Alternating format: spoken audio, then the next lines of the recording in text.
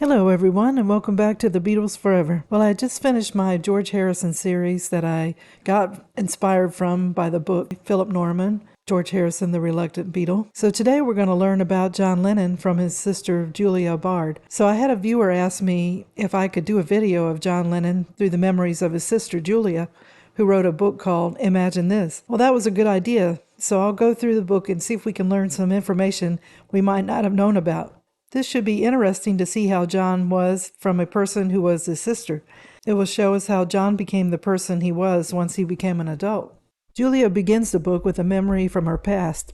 She is 7, and her mother is holding her. Her mother, Julia, is singing to her, but Julia, John's sister, couldn't remember the song no matter how hard she tried. And I can understand that because when the person you love passes away, you try to remember all the memories you shared together. And there was times I was trying to remember a certain song that my dad used to play on the guitar because he didn't play it very often, but when he did, it was kind of neat to listen to him. So I was trying to remember that, and so I could sympathize with her. So Julia, she was 11 when her mom was killed, and her sister Jackie was 8 years old, and John, he was 17. Julia said that John's mother, Julia, was from a Welsh family, and they were all proud of their Welsh ancestry, and John, he loved being Welsh too. And she said one of John's ambitions was to have a farm in North Wales. In 1975, John asked Julia to find him a farm in North Wales. He said that Julia and Jackie could live there and he would visit, but unfortunately that never happened. So Julia, she remembers Aunt Mimi. Julia remembered that Mimi always said she never would marry and have children, and that was a shock in those days because it was expected of the woman to do that. Mimi, being the oldest daughter in the family, was expected to take care of all the sisters that came along. Mimi and her father didn't get along and would shout at each other. Mimi at one point was engaged to a young doctor, and she was in love with him, and they had met in Liverpool. The doctor caught an infection on the ward he was working in, and he died. Mimi was upset about it, of course. Then Mimi met George Smith from the dairy farm, and they saw each other for 10 years before getting married. He was 43, and she was 33. So Julia was the loved one. When Julia was born, her father, who everybody called Pops, instantly loved her. She had red hair, and Julia's daughter said her mother was unusual, unpredictable, and talented. And when she was grown, she was 5 feet 2, and she had shoulder-length hair and a carefree confidence. She was musical, and when she was young, she learned to play the banjo and piano from her grandfather, William Stanley. She was always laughing and joking, and she could sing and dance. She was also headstrong and willful. So it's easy to see where John got his ways from. Now we'll look at John's parents. Julia had been seeing Alf Lennon for 10 years, and at that point she was 24 years old. He was the ship's steward and was gone for long periods of time. They only saw each other a few weeks through the years, and Julia patiently waited for him and never dated anyone else. When they met, she was 14 and he was 15, and they met at a park, and she liked his sense of humor and the way he made her laugh. The family didn't like him because he was from a poor family and they were Irish. When they married, her family was shocked, according to Julia. Alf said it was Julia's idea. They celebrated their wedding by going to the cinema because she always loved the movies. Julia had John, and Alf was still away most of the time at sea.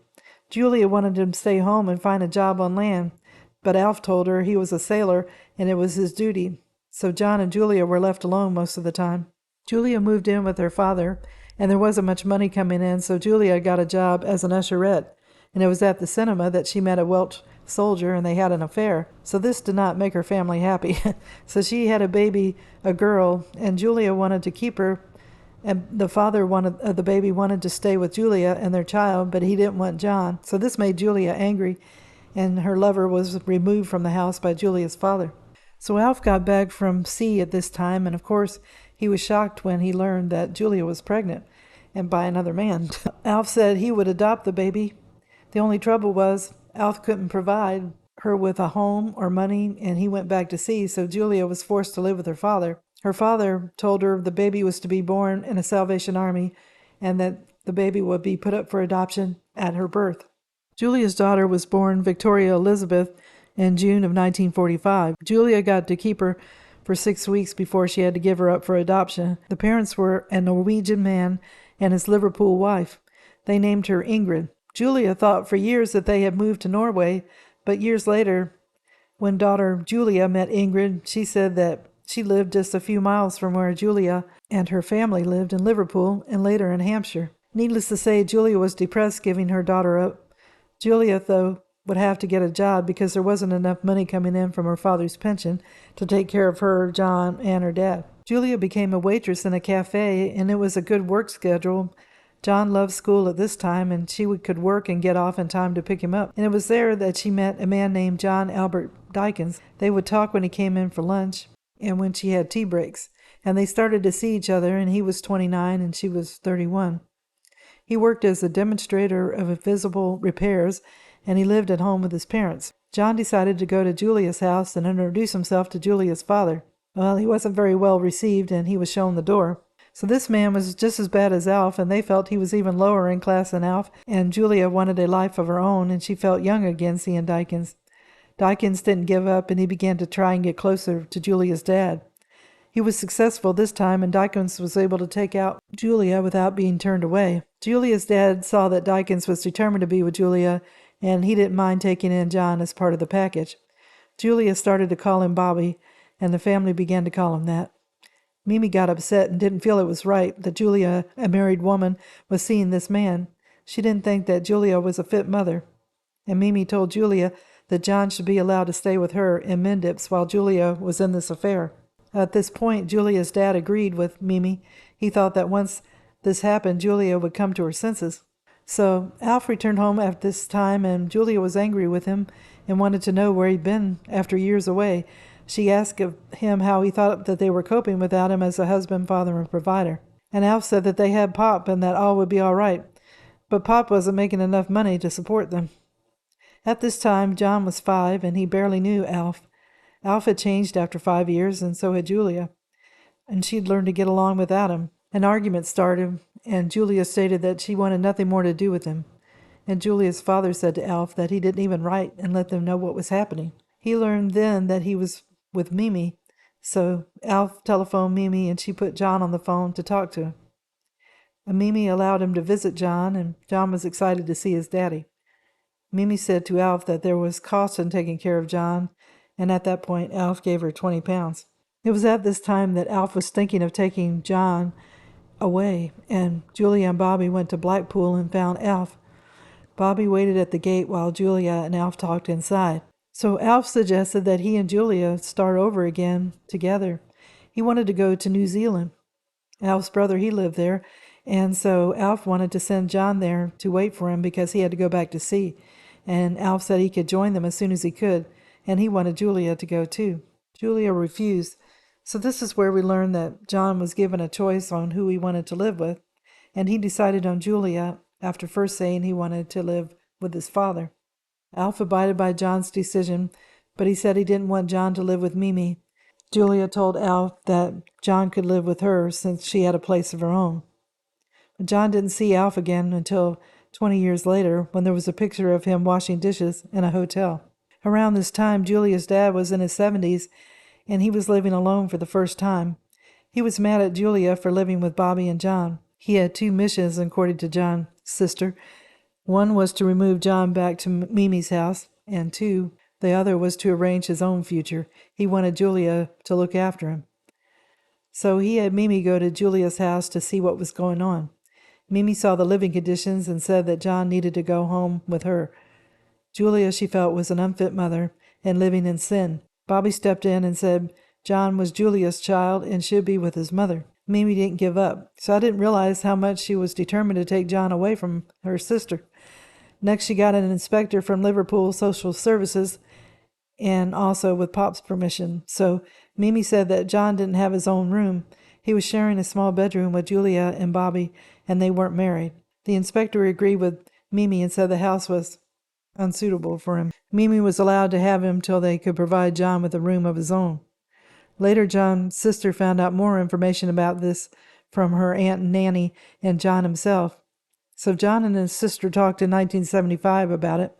John said he didn't have a bloody clue as to why he had been sent to live at Mendips. He said he would have preferred to live with his mother, and Julia said to him that John's mother cried for him. And there was a record that Julia would play, "My son John, to me, you are so wonderful," and she would play it all the time.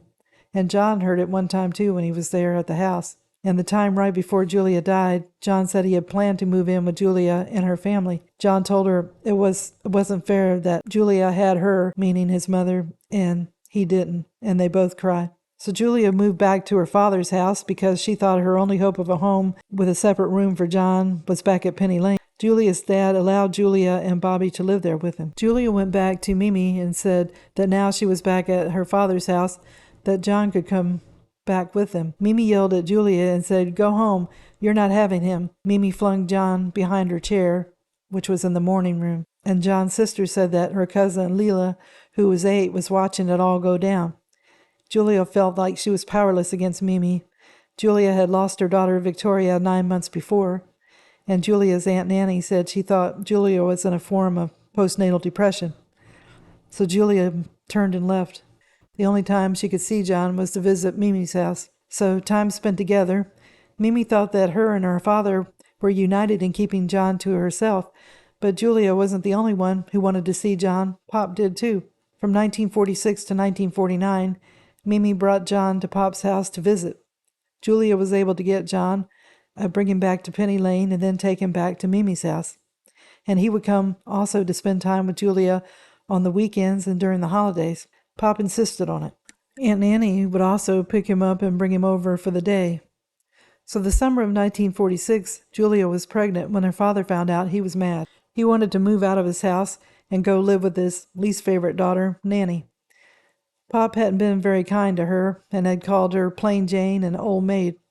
Now she had showed him and had married a man named Sidney Caldwalder, and they lived in a big house, and she was happy at last. But Pop had told her that he was going to move in, and he had picked out a room that he wanted to live in. Nanny, who was then 36, said no, and he had to go back to his own home. Bobby became a waiter and did shift work, and it paid pretty well. Julia said that her mother never had an outside job again because she was at home looking after Pop, looking after Bobby and John when he was there, and also Julia and Jackie. And then Julia said that Pop suddenly became sick and had to go to the hospital, and he died there after a short illness, and he was 77. Once Pops died, Julia and Bobby had to leave the house quickly, and it was then that Mimi had complete control over John. So I'm going to stop the video here. I'm glad we have John's sister's insights, and I didn't realize that Mimi could be as controlling as she was. It seemed like Julia and Alf had a true love for each other, but his lengthy absences had them going in separate paths. John seemed like a prize that everybody wanted. It was no wonder he had problems when he grew up after having to go through all that in his childhood. The next episode, I'll continue to see John through the memories of his sister Julia.